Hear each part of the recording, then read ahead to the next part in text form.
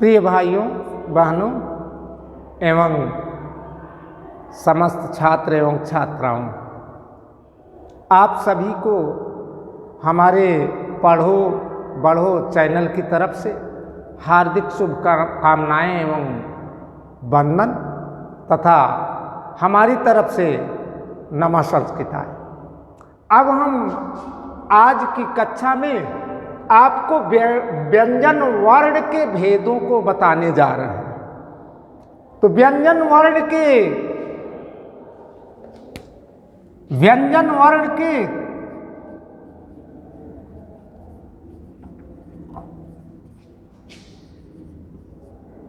5 भेद होते हैं।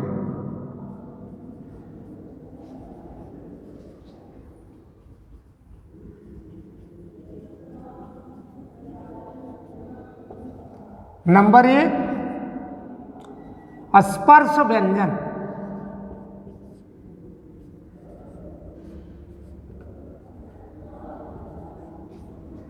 दूसरा नंबर अंतस्थ व्यंजन।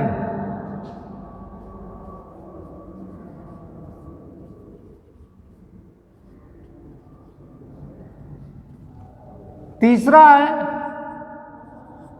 ऊष्म व्यंजन।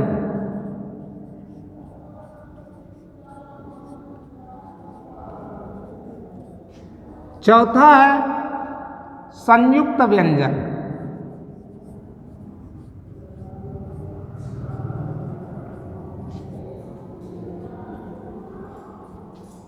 और 5वां है अनुनासिक व्यंजन।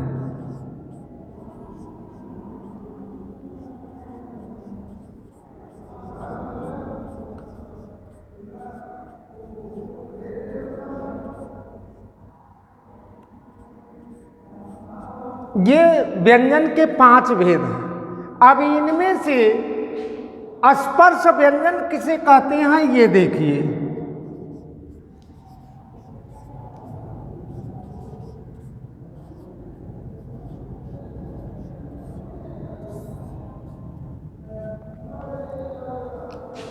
स्पर्श व्यंजन उन्हें कहते हैं जिन वर्णों का उच्चारण करते समय हमारे मुंह के वायु के वेग में हमारे मुंह के विभिन्न भाग किसी न किसी एक भाग को स्पर्श करते हैं।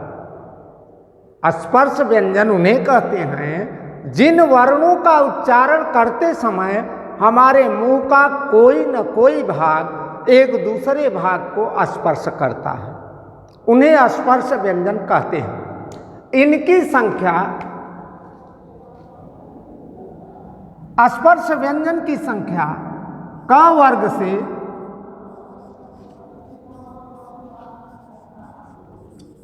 प वर्ग तक के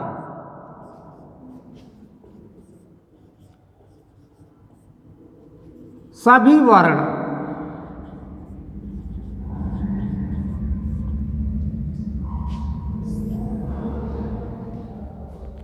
अब देखिए, आप क का उच्चारण करते हैं, क वर्ग जो कहा गया, तो क वर्ग का तात्पर्य क्या हुआ? क वर्ग का तात्पर्य हुआ क से लेकर के उस पंक्ति के जो 5 अक्षर हैं पांचों वर्णों में, 4 वर्णों तक ही स्पर्श व्यंजन है, 5वां अनुनासिक है अंग।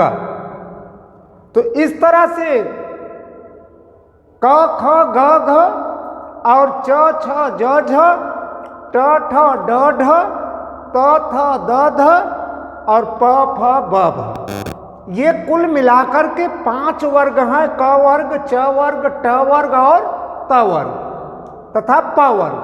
5 वर्गों के 4 वर्ण जो हैं 5 चौक 20, इनकी संख्या कुल 20 है। 20 वर्ण ये हैं स्पर्श व्यंजन के। इसी तरह से क का उच्चारण हम करते हैं तो कंठ हमारी प्रतिक्रिया करता है, कंठ को ही स्पर्श करता है। दूसरा है च वर्ग, जब हम च वर्ग के वर्णों को उच्चारित करते हैं तो हमारी जीवा ताल को स्पर्श करने का प्रयास करती है। इसीलिए च वर्ग और सिटी वाले स को तालव्य स कहा जाता है और ये तालव्य वर्ण कहे जाते हैं। और ट वर्ग तथा र और षष्ठकोण वाला स इनको मूर्धन्य वर्ण कहा जाता है। ये मूर्धा की सहायता से बोले जाते हैं। जीवा हमारी मूर्धा को स्पर्श करती है। इसी तरह से त वर्ग के सारे वर्णों में हमारी जीवा दंत को स्पर्श करती है, इसलिए इन्हें दंतव्य कहा जाता है। इसी तरह से प वर्ग के सभी वर्ण हमारे दोनों होठों को स्पर्श करते हैं। तो ये स्पर्श व्यंजन हुए कि नहीं? ये स्पर्श व्यंजन हैं। तो इसी तरह से दूसरा व्यंजन